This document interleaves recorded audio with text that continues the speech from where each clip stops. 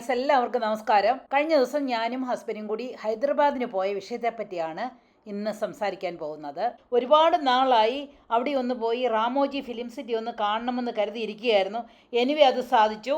എൻ്റെ പൊന്നെ, ഈ റാമോജി ഫിലിം സിറ്റി ഒരു മഹാ അത്ഭുതം തന്നെയാണ്. ഇന്ത്യയിലെ ഒട്ടുമിക്ക മൂവി സ്പോട്ടുകളും ഈ ഒറ്റ സ്ഥലത്ത് തന്നെ കാണാമെന്ന് പറഞ്ഞാൽ അതിൽ ഒരു അതിശയോക്തിയുമില്ല.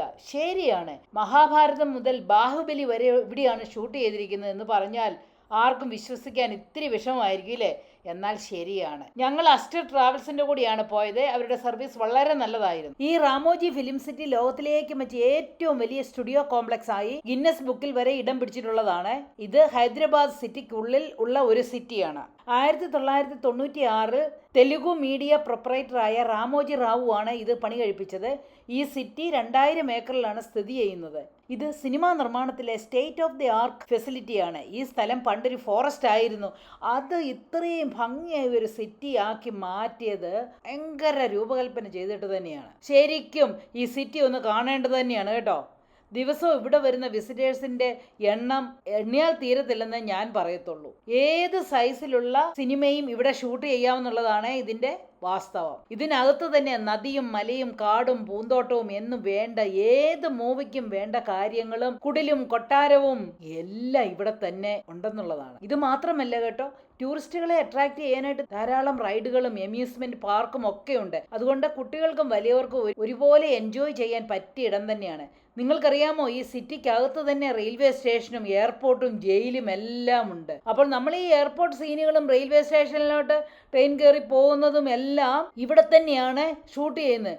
അതുപോലെ ജയിൽ പുള്ളിയെ കണ്ടോ? ഒറിജിനലായിട്ടില്ലേ? ശരിക്കും ഇത് കണ്ടോ? ആ റെയിൽവേ സ്റ്റേഷൻ ശരിക്കും ഒരു റെയിൽവേ സ്റ്റേഷൻ ആണെന്ന് തന്നെയല്ല തോന്നത്തുള്ളൂ. അതുപോലെ തന്നെ നോക്കിക്കേ, ഈ എയർപോർട്ട് കണ്ടോ?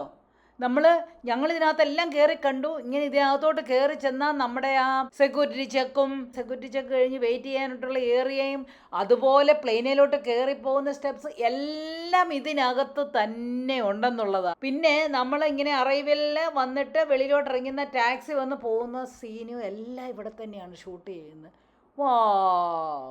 അതുപോലെ തന്നെ മുഗൾ ഗാർഡനും ഊട്ടി സീനുകളും എല്ലാം ഇവിടെ തന്നെ ഉണ്ട്. ഇതൊന്ന് നോക്കിക്കേ, മുഗൾ പാലസും മുഗൾ ഗാർഡനും. നമ്മളിതൊക്കെ സിനിമയിലോട്ട് കാണുമ്പോഴത്തേന് എന്തോ ഒരു രസമാണല്ലേ ഇതിനകത്തോടെ എല്ലാം ഓടി നടക്കുന്നതൊക്കെ കാണാൻ.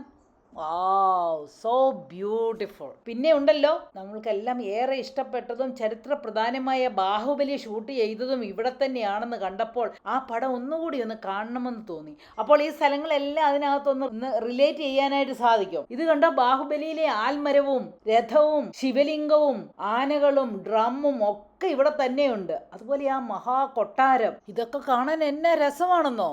അയ്യോ, ഇതൊന്ന് നോക്കിക്കേ, മഹാഭാരതത്തിലെ രാജകൊട്ടാരം. വാവ്, കണ്ണ് തള്ളിപ്പോയി. ഇത് എത്ര ഭംഗിയായിട്ടാണ് അത് കൊത്തി ഉണ്ടാക്കിയിരിക്കുന്നതെന്ന് നോക്കിക്കേ. ഈ ബൊമ്മകളൊക്കെ ഇടയ്ക്ക് തലയാട്ടുകയും അങ്ങോട്ടും ഇങ്ങോട്ടും തിരിയുകയൊക്കെ ചെയ്യുന്നുണ്ട് കേട്ടോ. ഒരു രാജസദസ്സ് ഷൂട്ട് ചെയ്യാൻ വേണ്ടി 1-2 ആളുകളുടെ ആവശ്യം മാത്രമേ ഉള്ളൂ. കണ്ടിട്ട് ഭയങ്കര രസം തോന്നി കേട്ടോ. എത്ര ഭംഗിയായ കൊത്തുപണികളോടെയാണ് ഉണ്ടാക്കിയിരിക്കുന്നത് കണ്ടോ. സിനിമയിൽ കണ്ടാൽ ഇവിടെ ഇരിക്കുന്നവർ മുഴുവനും റിയൽ ആൾക്കാരാണെന്നല്ല തോന്നുള്ളൂ. ഇപ്പോഴേ മഴവിൽ മനോരമയിൽ നടക്കുന്ന ഉണ്ണിക്കണ്ണൻ എന്ന സീരിയലും ഷൂട്ട് ചെയ്തിരിക്കുന്നത് ഇവിടം തന്നെയാണ്. അത് കണ്ടപ്പോൾ ശരിക്കും തോന്നി കേട്ടോ.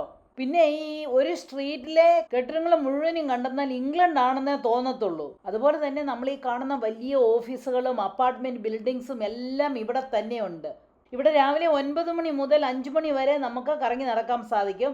നമ്മുടെ വണ്ടി പാർക്ക് ചെയ്ത് കഴിഞ്ഞാൽ പിന്നെ റാമോജി സിറ്റിയുടെ വണ്ടി നമ്മളെ അങ്ങ് പോകും. അത് കഴിഞ്ഞിട്ട് നമുക്ക് ഈ ഹോപ്പ് ഓൺ ഹോപ്പ് ഓഫ് ബസ്സിൽ കയറി വേണം നമ്മൾ ഈ സിറ്റി മുഴുവനും കാണാനായിട്ട്. ഇത് ഓരോ സ്ഥലത്തും നമ്മളെ കൊണ്ട് ഇറക്കി വിടും. അപ്പം നമുക്ക് ഇഷ്ടമുള്ളിടത്തോളം സമയം അവിടെ ചിലവഴിക്കാം. അങ്ങനെ മുഴുവൻ സ്ഥലങ്ങളിലും നമുക്ക് കറങ്ങാൻ സാധിക്കും. അതുപോലെ നമുക്ക് ഈ റാമോജി സിറ്റിക്കകത്ത് ധാരാളം റെസ്റ്റോറൻറ്റുകളും വാഷ്റൂംസും ഒക്കെ ഉണ്ട്. അതുകൊണ്ട് നമുക്ക് ഒരു ദിവസം മുഴുവൻ ഇവിടെ കഴിയാനായിട്ട് യാതൊരു ബുദ്ധിമുട്ടും ഇല്ല. നമുക്ക് ഇഷ്ടമുള്ള ഭക്ഷണമൊക്കെ വാങ്ങി കഴിക്കാം. അതുപോലെ റെസ്റ്റ് റൂമും ഒക്കെ യൂസ് ചെയ്യാം. ഇതിനകത്ത് പിന്നെ ധാരാളം ഷോകളൊക്കെ ഇവിടെ ഉണ്ട് കേട്ടോ. നമുക്ക് ആ ഷോകളൊക്കെ നമ്മുടെ ടിക്കറ്റിൽ തന്നെ ഇൻക്ലൂഡഡ് ആണ്. ഹൈ ക്വാളിറ്റിയിലുള്ള ക്ലാസ് പെർഫോമൻസ് ആണ്. അതെല്ലാം നമ്മുടെ അഡ്മിഷൻ ടിക്കറ്റിൽ ഇൻക്ലൂഡഡ് ആണ്. കൂടാതെ ലൈവായിട്ട് ഒരു മൂവി എങ്ങനെ ഉണ്ടാക്കാം എന്നൊക്കെ ഓഡിയൻസിനെ വെച്ച് കാണിച്ചു തന്നത് ഭയങ്കര രസമായിരുന്നു കേട്ടോ.